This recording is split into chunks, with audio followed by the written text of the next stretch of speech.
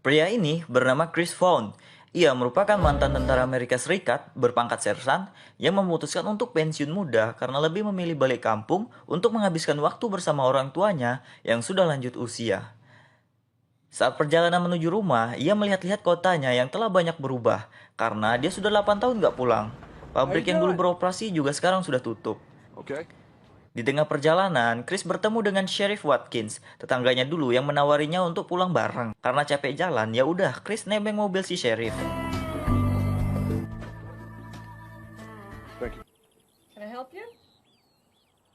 Sampailah Chris di rumah orang tuanya. Dia disambut oleh Michelle, kakaknya yang seorang polisi, serta ibu dan ayahnya yang sangat rindu karena Chris 8 tahun gak pulang. I wish you had told us exactly when you were coming. I would have cooked. Saat makan malam, Chris bertemu keponakannya yang bernama Pete. Nampaknya Pete sangat kepo dengan pekerjaan Chris sebagai tentara dulu. Ia menanyakan apakah Chris pernah menangkap orang, dan saat di kamar pun dia juga bertanya, apa Chris pernah bunuh orang? Tapi Chris nggak ngejawab pertanyaan Pete itu. Esok harinya saat Chris sedang perbaikin tangga rumah, Ray sahabat kecilnya yang mendapat kabar kalau dia balik kampung, datang ke rumahnya dan ngajak Chris ke lapangan tempat dulu mereka biasa main karena teman-teman yang lain sudah menunggu. As in kickoffs in 20 minutes. Sampailah Chris di lapangan dan bertemu dengan teman-temannya. Tak lama datanglah Jay beserta komplotannya yang juga teman lama Chris. Jay merupakan anak orang kaya pemilik pabrik yang sudah tutup tadi karena sekarang dia buka bisnis baru yaitu kasino alias tempat judi. Singkat cerita, mainlah mereka American football. Tim Chris melawan tim Jay. Pete juga datang ke sana untuk nonton match itu sambil ngisap ganja bersama teman-temannya. Awalnya pertandingan cukup seru, tapi di akhir permainan tim Jay main kasar hanya untuk sebuah kemenangan.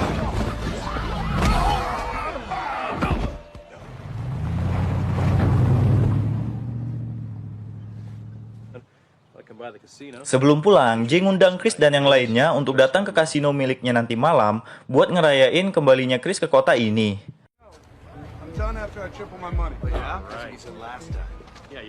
Malam pun tiba, Chris dan teman-temannya sudah sampai di kasino milik Jay. Di dalam, mereka bertemu dengan Jay dan Jay memberikan mereka sejumlah uang untuk mencoba segala permainan di kasino itu.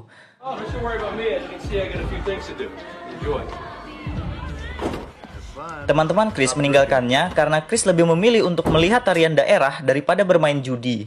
Si penari yang ada di dalam ruangan cermin dua arah tidak bisa melihat orang yang menontonnya, tapi Chris bisa melihatnya. Dan ternyata orang yang menari itu adalah teman Chris dulu, namanya Danny.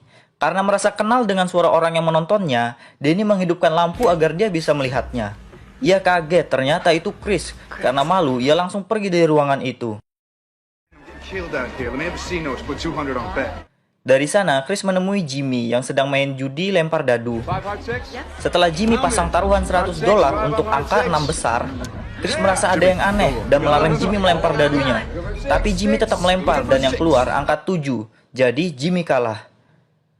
Chris lalu protes ke bandar judinya kalau si bandar sudah mencurangi dadunya dan Chris berani bertaruh kalau yang keluar di dadu itu pasti angka 7. Tapi si bandar balik protes karena sekarang bukan giliran Chris melempar. Chris tetap melempar dadu itu dan benar yang keluar angka 7. Oke, buat yang gak lihat si bandar nyurangi dadunya, ini replaynya. Terlihat bandar menukar dadu setelah Jimmy mengatakan angka yang akan keluar nanti. Lanjut. Chris lalu meminta uangnya kembali. Tapi dari belakang, petugas keamanan sudah mencekiknya dan terjadilah perkelahian.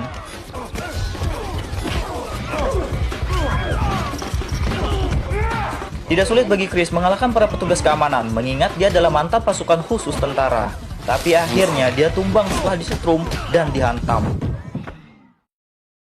Dari sana, Chris dibawa oleh Ben, kepala keamanan kasino itu, dan teman-temannya untuk disiksa. Ben makin semangat saat melihat kalung pasukan khusus tentara milik Chris. Ia mengambil kalung itu, lalu dengan cutternya dia menyayat tubuh Chris yang sudah tak bertenaga itu.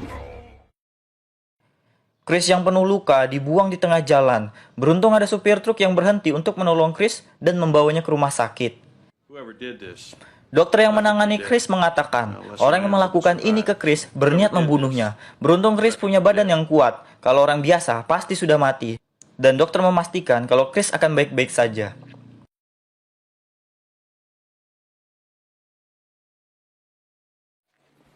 Setelah beberapa hari di rumah sakit, Chris diperbolehkan pulang. Di rumah, dia ditemani Ray dan Pete. Tapi karena luka jahit di perutnya yang belum kering, Chris tidak bisa banyak gerak.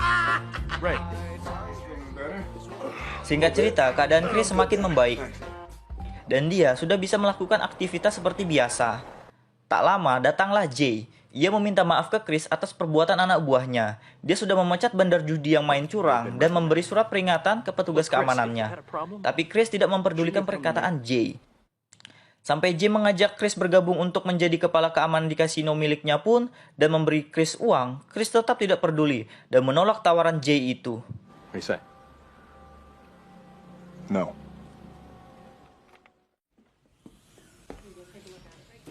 Charges. Dari sana, Chris ke kantor polisi untuk mengajukan tuntutan atas kasusnya kemarin. Tapi Sheriff Watkin menolak permintaan Chris itu karena kasusnya sudah ditutup dan Chris juga beruntung dia tidak dituntut oleh pihak kasino karena sudah berbuat kekacauan, kata Sheriff. You even look into it? Chris makin tidak percaya dengan apa yang terjadi di kotanya saat ini. Ia menjawab ke Sheriff, ia tidak akan membiarkan ini terjadi terus. Lalu Chris pergi I'm dari not gonna sana. let this stand. Esok harinya, Chris yang mendapat kabar kalau Pete overdosis obat di rumah temannya langsung ke TKP. Sampai sana, dia menanyakan ke teman Pete, dari mana dapat narkoba itu? Dari petugas keamanan di kasino, jawab temannya Pete. Dengan penuh emosi, Chris balik ke rumah untuk mengambil senjata. Bapaknya pun tidak sanggup menahan Chris. Tapi pas sudah sampai di kasino, Chris nggak jadi pakai senjata. Dia menaruh senjatanya dan mengambil balok di bak mobilnya.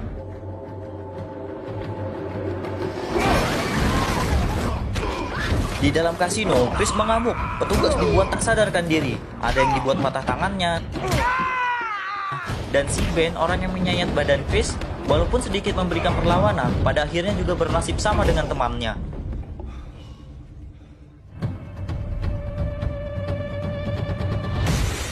Guess that changes our relationship a bit, huh? Setelah puas, Chris pergi dari tempat itu. Tapi di perjalanan, mobil polisi sudah mengejarnya, dan Chris pun ditangkap. You should not have come looking for trouble. Wouldn't even put it on the table, but your military record can't be ignored. There was no chance of that when she came in. Me and my men, we were just trying to control them. Singkat cerita, di pengadilan untuk menentukan nasib Chris, pihak kasino memberikan kesaksian terlebih dahulu. Mereka mengaku seolah-olah menjadi korban yang tidak punya salah sama sekali dan menyudutkan Chris. Very dangerous person. Military trained? He seemed like a complete psychopath. Dan saat tiba giliran Chris melakukan pembelaan, dia sendiri yang akan berbicara karena kuasa hukumnya nggak guna. Di depan masyarakat, para jaksa, dan hakim, Chris mengatakan yang sebenarnya apa yang terjadi. Dan di depan para jaksa, Chris berkata, jika dia dibebaskan atas kasus ini, dia akan mengajukan diri jadi sheriff dan akan memperbaiki kota yang sudah rusak ini. And if you acquit me of these charges, then I'm gonna run for sheriff. And if elected, I'm gonna fix. Ia lalu memperlihatkan bekas jahitan luka sayat yang dilakukan petugas keamanan kasino ke jaksa dan masyarakat. Singkat cerita, setelah berunding, jaksa memutuskan kalau Chris tidak bersalah dan dia akan menjadi sheriff di periode berikutnya.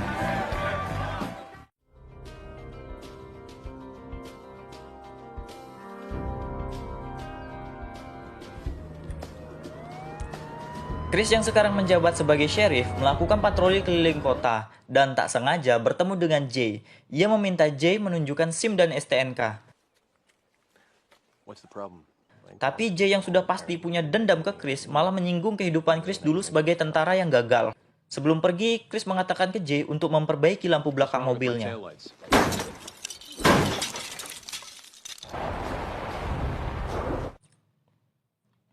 Saat sampai di kantornya, Chris bertemu dengan Watkin yang menyarankan ke dia untuk mengangkat teman-temannya menjadi deputi karena kinerjanya yang sangat bagus. Kalian semua dipecat, jawab Chris. Sekarang kantor Chris kosong. Karena jelas Chris butuh deputi untuk membantu tugasnya, Chris menemui Ray dan mengangkat Ray yang seorang mantan narapidana menjadi deputi alias wakilnya. Tugas pertama mereka adalah menghentikan peredaran narkoba yang ada di kota ini. Maka dari itu, Chris meminta bantuan ke Ray yang tahu seluk-beluk siapa bandar narkoba di kota ini. Setelah melakukan penyelidikan, hasilnya mengarah ke Ben, terduga pelaku pengedar narkoba. Ray lalu memeriksa Ben dan ditemukan sepaket narkoba di kaos kakinya. Karena tidak mau mengaku apakah masih ada narkoba yang masih dia simpan, Ray memutuskan untuk menggeledah mobil Ben di bengkel.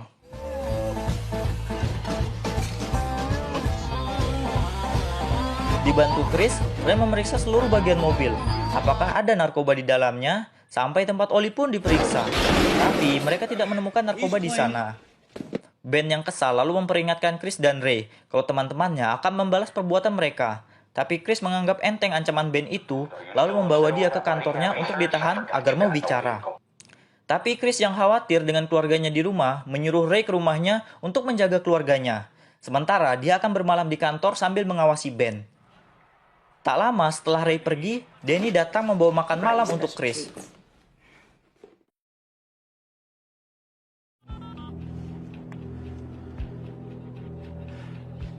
Do it. Esok harinya setelah Chris memeriksa keadaan Ben, dia dikagetkan dengan mobil patrolinya yang meledak. Ternyata itu adalah anak buah Jay yang juga teman-teman dari Ben. Mereka menembaki kantor Chris pakai mesin gun secara membabi buta, tidak peduli kalau Ben ada di dalamnya. Karena terdesak, terpaksa Chris menjebol lantai kantornya untuk menyelamatkan Danny. Sementara Chris mendatangi sel Ben yang terkunci. Agar dibukakan selnya, Ben mengatakan kalau narkobanya dia dapat dari pabrik milik Jay yang sudah tutup itu. Jay membuat narkoba di sana. Tapi saat Chris baru mau membukakan selnya, Ben tertembak peluru mesin gun temannya sendiri. Chris lalu pergi menyusul Danny. Dan dengan shotgunnya, dia menghabisi satu persatu anak buah Jay.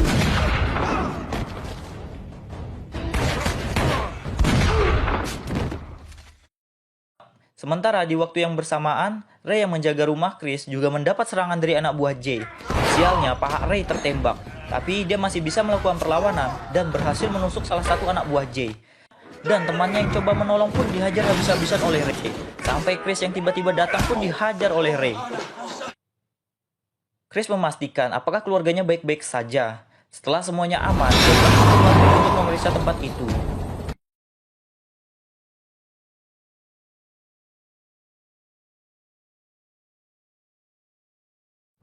Ternyata di dalam, Jay sudah menunggunya. Tapi tiba-tiba Chris masuk ke perangkat Jay. Dia yang hampir jatuh lalu menarik Jay untuk ikut jatuh bersamanya.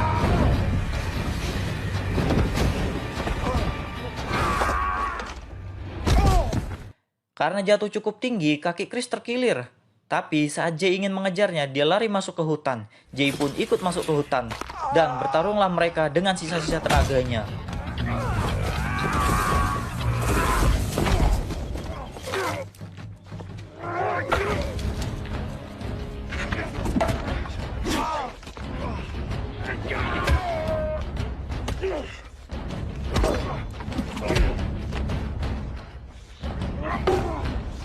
Walaupun Chris hanya menggunakan balok kayu, dia bisa mengatasi perlawanan Jay yang pakai kapak. Chris lalu menghantam kaki Jay pakai baloknya dan "Kau ditahan," kata Chris. Di akhir cerita, Chris dan Ray menyegel kasino milik Jay dan kembali membuka pabrik kayu yang dulunya sebagian besar masyarakat kota bekerja di sana. Tamat.